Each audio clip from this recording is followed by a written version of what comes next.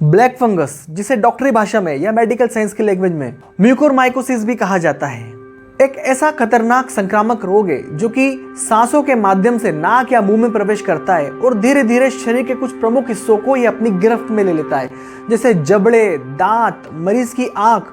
और जब ये कंट्रोल में नहीं आता है तो आंखों के माध्यम से सीधे दिमाग पर वार करता है। कई परिस्थितियों में मरीज की जिंदगी तक पर बात बनाती है।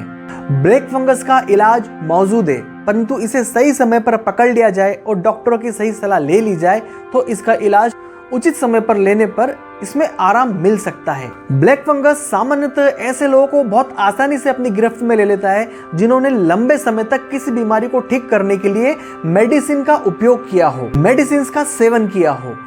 कई सारी मेडिसिन का सेवन करने से शरीर की रोग प्रतिरोधक क्षमताएं कम हो जाती है और उसी समय हवा में मौजूद ब्लैक फंगस के सूक्ष्म कण मनुष्य के शरीर पर घातक हमला करते हैं, जो कि मुंह और नाक से प्रवेश कर शरीर के दूसरे भागों में फैलते हैं। गंभीर बीमारियों से ठीक होने के बाद भी यह संक्रामक रोग हमला कर सकता है।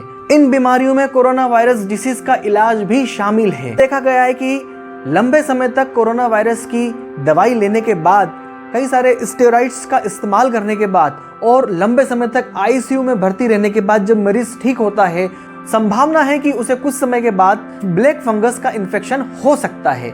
वातावरण में हर जगह मौजूद ब्लैक फंगस के सूक्ष्म कण कम प्रतिरोधक क्षमता वाले शरीरों पर अपना हमला जल्दी करते हैं।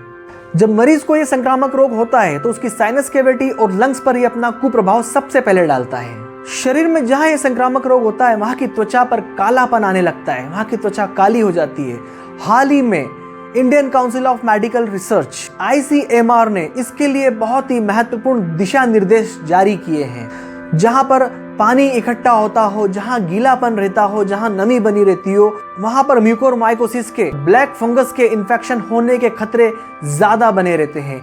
डायबिटीज के मरीज को इसका खतरा बहुत अधिक बना रहता है। इसके अलावा ऐसे मरीज जिन्होंने हाल ही में ऑर्गन ट्रांसप्लांट कराया हो या बहुत गंभीर बीमारी से उठे हो या लंबा समय जिन्होंने आईसीयू में ऑक्सीजन के ऊपर बिताया हो, उनको भी ये होने की संभावना प्रबल बनी रहती है। वातावरण में इसके कण कहीं भी मौजूद हो सकते हैं, जैसे धूल, मिट्टी, खेत खलियान, पेड़ पौधे, गार्डनिंग, खाद, कंपोस्ट, गीली लकड़ियां, ये कहीं पर भी इसके कण इजीली मौजूद रहते हैं वातावरण में। तो आइए समझते हैं ब्लैक फंगस के सिम्टम्स क्या है, उसके वार्निंग साइंस क्या है, कैसे पहचाने कि किसी व्यक्ति को ब्लैक फंगस हो गया है। ब्लैक फंगस का सबसे पहला असर फेशियल डिफॉर्मेलिटीज पे दिखता है।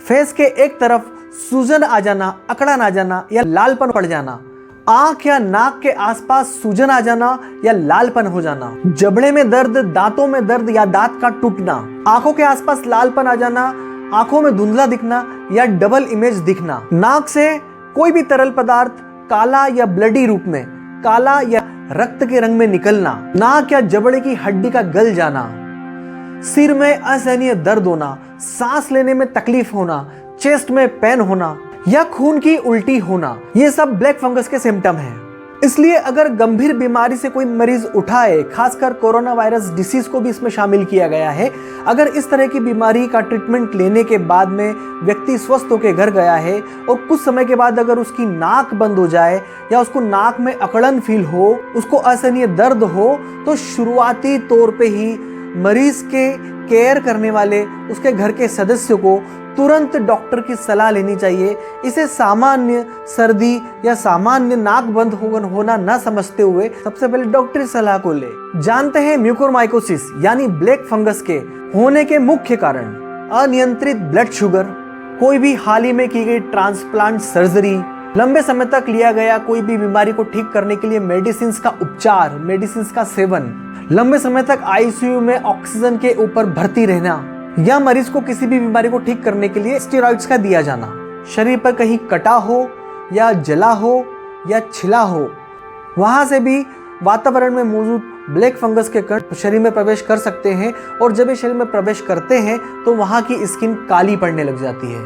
आईसीयू में दी जाने वाली ऑक्सीजन का ह्यूमिडिफायर, जिसमें कि पानी का जो कंटेनर होता है, उसकी साफ सफाई होना बहुत जरूरी है। कई बार उसकी अनहाइजेनिक कंडीशन भी ब्लैक फंगस का कारण बन सकती है। क्या सावधानियां रखी जाए? सदैव अपना ब्लड शुगर का लेवल नॉर्मल रखने की कोशिश की जाए। अगर एक लंबा कोई ट्रीटमेंट लिया गया है, कई सारी दवाइयों का सेवन किया गया है, किसी बीमारी से ठीक हुआ है मरीज, तो उसे बीमारी से ठीक होने के बाद पोस्ट शुगर लेवल को मॉनिटर करना है, अपना शुगर लेवल उसे कंट्रोल में रखना है।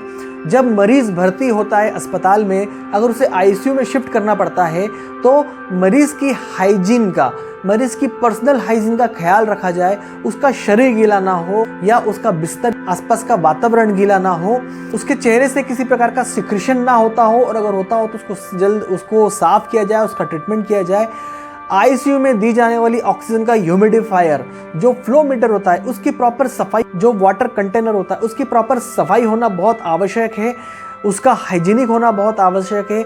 इसलिए जब मरीज भर्ती होता है जिस भी वार्ड या कमरे में, उसकी प्रॉपरली हर चीज़ प्रॉपरली स्टेराइल होनी चाहिए, जिससे कि हाइजीनिक माहौल बना रहे और ब्लैक फंगस के होने की संभावना कम रहे। किसी भी बीमारी का लंबा ट्रीटमेंट लेने के बाद, खास तौर से कोरोना वायरस जैसी बीमारी का लंबा ट्रीटमेंट लेने के बाद, अगर घर पर जाके मरीज की नाक बंद होती है या उसके आसपास सूजन आती है, नाक या मुंह में अल्सर डेवलप होता है, तो तुरंत एक्शन लेना चाहिए और डॉक्टर्स के संपर्क में आना चाहिए। इस बीमारी के साथ बड़े जोखिम क्या है? अगर इस बीमारी को समय पे कंट्रोल नहीं किया गया तो यह नाक, मुंह, दांत और जबड़ों से होते हुए आंखों तक फैलता है और आंखों की रोशनी जा सकती है। कई बार आंखों को निकालना भी पड़ सकता है, क्योंकि संक्रमण आगे दिमाग तक ना फैले, इसलिए ऑपरेशन करके आंखों को निकालने की भी नौबत आ जाती है। आंखों की रोशनी चली जाती है और अगर संक्रमण दिमाग तक फैल जाए तो मरीज के जीवन पर भी बात बन जाती है। अचानक से बदली हुई मानसिकता, अचानक से कंफ्यूजन या मेमोरी लॉस हो जाना, इमोशनली डिसबैलेंस रहना, जो कि पहले कभी नहीं रहते थे, इसका मानसिक स्तर पर इस तरीके से प्रभाव पड़ता है। अगर ये चीज़ें नोटिस की जाए तो तुरंत डॉक्टर के संपर्क में आना चाहिए, क्योंकि ब्लैक फंगस का इलाज जितनी जल्दी किया जाए ये उतनी जल्दी ठीक होने की संभावना रहती है और बहुत कम समय में बहुत तेजी से फैलता है। इसलिए सतर्क रहना बहुत ज़रूरी है। बचाव क्या है? कमज़ोर इम्यूनिटी वाले लोग अक्सर मास्क पहने, जिससे कि वातावरण में मौजूद म्यूकोरमाइकोसिस के कण, सूक्ष्म कण जो कि संक्रमण फैला सकते हैं, वो नाक या मुंह से शरीर में प्रवेश ना कर पाए। मास्क पहने, धूल मिट्टी वाली जगह पर जाने से बचे, जहां कंस्ट्रक्शन साइट पर कोई मकान या दुकान या भवन का निर्माण हो रहा है, ऐसी जगह पर जाने से बचे।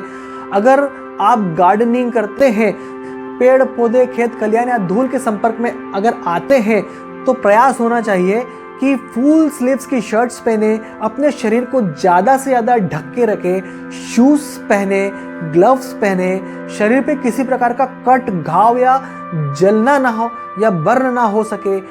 इन कंडीशन से बचते हुए आपको रहना है। किसी भी गीली लकड़ी, खाद, कंपोस्ट के संपर्क में आने से बचे। अगर आते हैं तो ग्लव्स, फुल स्लीव्स की शर्ट्स, फुल ट्राउजर, पैंट्स का इस्तेमाल करें। बीमारी को ठीक करने के लिए स्टेरॉइड्स का उपयोग डॉक्टरी सलाह के साथ ही किया जाए, डॉक्टरी निगाह में किया जाए और सही समय पे प्रॉपर डोज लिए जाए। समय में कोई हेर फेर ना हो और कोशिश ये होनी चाहिए कि स्टेरॉइड्स का उपयोग ट्रीटमेंट में कम से कम हो, ये डॉक्टर्स की सलाह पर हो। याद रखिए दोस्तों, जैसे ही म्यूकोरमाइकोसिस, ब्लैक फंगस के इन्फेक्शंस पता चले, तुरंत एक अच्छे हॉस्पिटल में जाके डॉक्टर से संपर्क करें।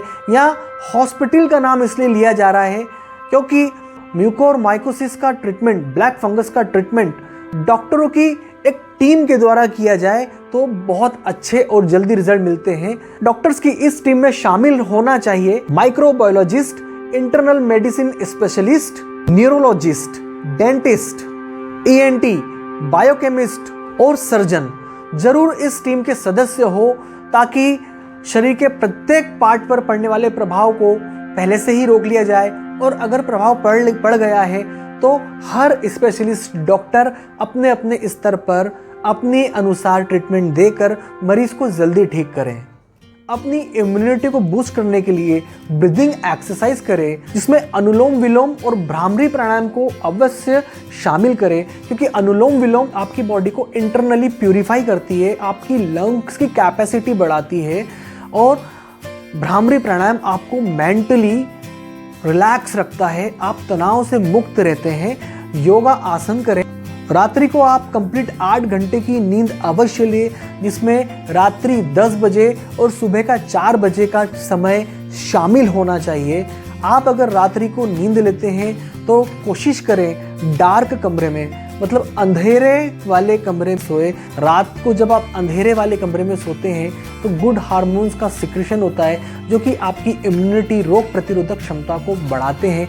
आपकी अच्छी नींद, सुपाच्य भोजन जो कि आसानी से पच जाए, नियमित योग अभ्यास करें जिसमें कुछ आसन, बहुत सारे आसन नहीं, कुछ आसन और एक दो आपके प्राणायाम वो आप शामिल करें। मैं रिकमेंडेड करूंगा ICMR, Indian council of medical research की वेबसाइट पर आप इसकी जो गाइडलाइन इशू हुई है उसको ज़रूर देखें, उसको फॉलो करें, उसे समझें। दोस्तों, वीडियो में मैंने ब्लैक फंगस से रिलेटेड काफ़ी कुछ इन्फॉर्मेशन डालने की पूरी कोशिश की है। मैं ऐसे ही हेल्थ से रिलेटेड वीडियो बनाते रहता हूँ। अगर आपको वीडियो पसंद आया है तो इस पर कमेंट ज़रूर करिएगा, और आपके संपर्क में ऐसे लोग हैं जो डायबिटीज़ या अन्य किसी गंभीर बीमारी से ग्रसित है या कोरोना संक्रमण से रिकवर्ड हुए हैं, उनको ये वीडियो ज़रूर फॉरवर्ड करें, जिससे कि उनको इसके सिम्टम्स पता चले और वो अलर्ट रहें। वीडियो पसंद आए तो इसे शेयर ज़रूर करिएगा। Thank you so much. नमस्कार।